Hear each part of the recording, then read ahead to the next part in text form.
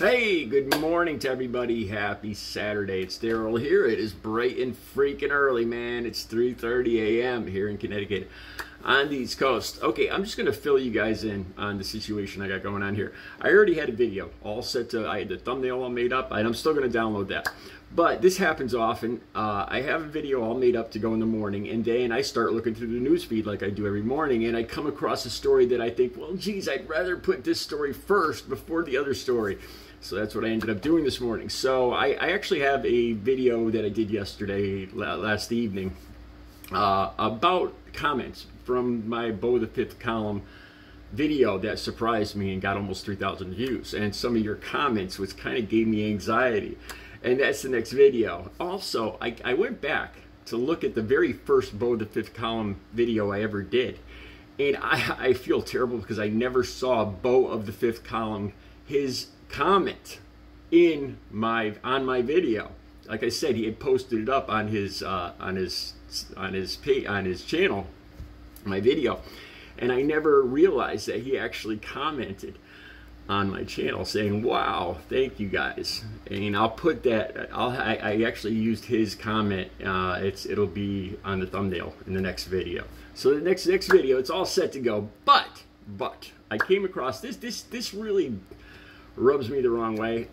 Florida and their history, their revised history, that's what I call it, of slavery.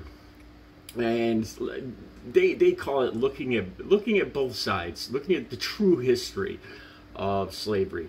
And I forgot exactly how they word this, but it's worded somewhere along the lines of how black people, some black people may have benefited from things they learned during slavery. And apparently the state provided 16 names of black, what they claimed were black entrepreneurs and successful businessmen. One guy worked on helping invent the telephone. And half these names, after looking up by the Tampa Bay News, or the Tampa Bay Times, half these names, they were never enslaved people. And also, this is what really got me to do this video this morning. I came across a picture. I've seen this picture before, and it's a horrific picture of what they call Whipped Peter. Or his name. They call it the photos. It's called Whipped Peter. The man's real name is Gordon. And I remember seeing this picture before, and I've forgotten all about it. I want to talk about that. Also, I started looking at the way that Florida presents this. That I believe they say something along the lines of like they're trying to show the true indomitable human spirit of these people. You know, they were in a terrible situation, and their resourcefulness and their fortitude and their indomitable human spirit led them to go on and use the things that they learned during their enslaved years to benefit them later in life. I know Florida, the state of Florida and Ron DeSantis kind of twist this all around to make it sound pretty. And it reminded me of something something similar that I talk about here on my channel. I spent 2.5 decades as a hardcore drug addict. And I thought about how I come on this channel a lot of times and I say, having wasted 2.5 decades, I try to use some of the stuff that, looking back, like, I believe I could tell human nature, like the people that I shouldn't, I kind of put a distance between myself and the other person, because I've learned through my own drug use and my own lying and manipulation how I could spot it in other people really quickly now, and it benefits me is to put distance between, there's other things too that I kind of human nature kind of stuff that I picked up. And and this to me is trying to take something out of 2.5 decades of nightmarish existence and move forward, to bring something positive that I learned out of wasting 25 years of my life. Then I started thinking about this. In drug addiction, the counselors, there's a lot of counselors. There's a lot of reformed drug addicts that go on to become counselors and get their certification. And it was always my opinion back when I was in the methadone clinic and I went through other counseling. It was my opinion that, this is just my opinion, but the people that had been through drug addiction themselves just made better counselors. It wasn't book learned. It was like I said, you pick up the ability to spot manipulation and lying. They were harder to lie to. They were better counselors in my opinion. But I started thinking about this. If you asked any of those people, and I know at least 3 of these people that were addicts that used with me that have now gone on to become counselors. If you asked any of them, would you describe you getting a job in your life now as a counselor, would you describe that as a good part, as a benefit that something you learned during drug addiction that drove you to your career now? I don't think they would put it that way. I think it's taking the horrific, nightmarish existence of the disease of addiction and trying to use something out of all those wasted years to move forward and to help other people. But I don't think that any of them would describe it as like a benefit. That the stuff they learned during that addiction is now benefiting them in their new career. You see what I'm saying here? And to me, that's a very good analogy of how I feel about slavery. It was just a nightmarish. It was the wrong thing to do to another human being, to say the least.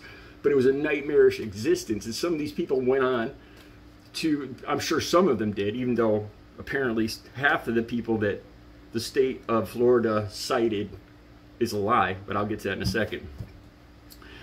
All right, you get my point there. Let's talk about Whipped Peter. I wrote down some notes. I didn't know a lot about this individual. This is from Talk Africana.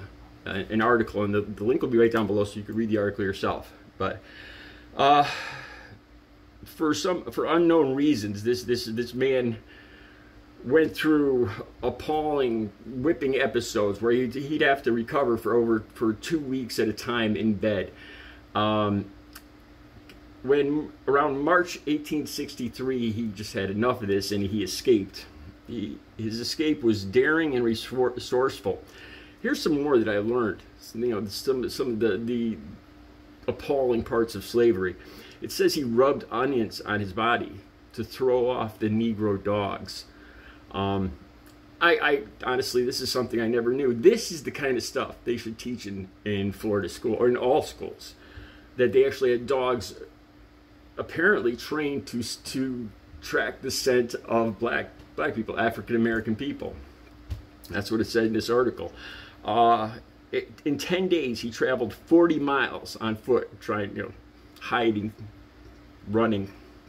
He made it to the Union Army encampment in Baton Rouge, and there was an option where he could. I can't remember which president, but they chose to enlist in the Union Army.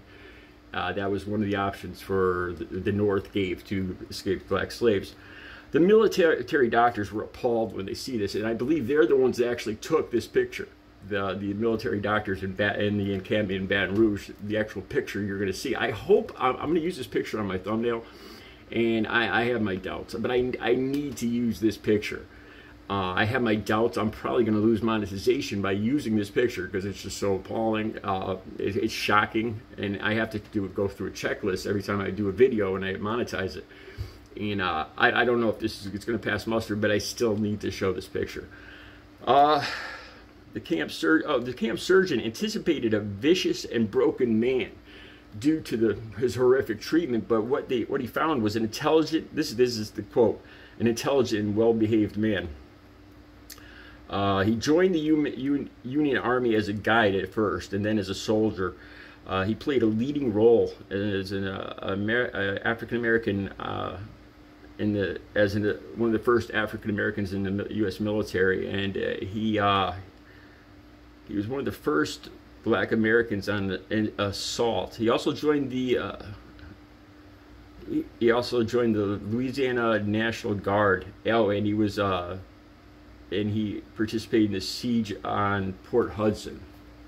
So he went on to become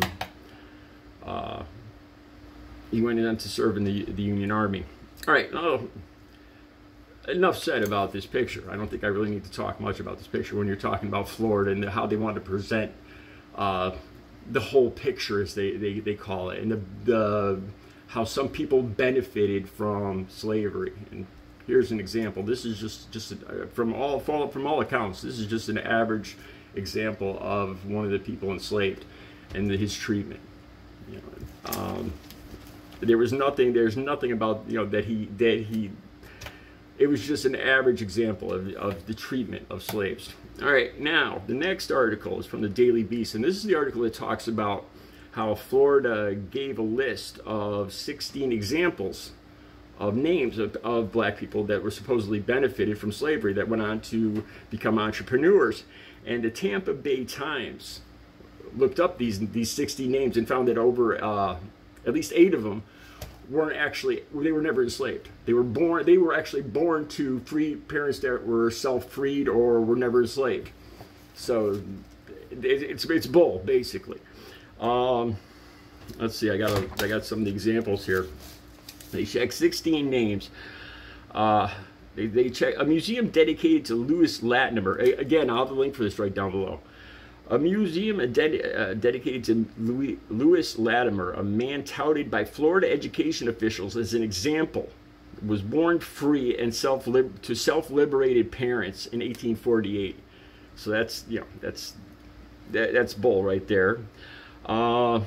Before he went on to become an inventor and worked on the development of the telephone. So this example that the Florida cites is one of these people that benefited from slavery, was never enslaved. His parents were self-liberated, so he was never in slavery.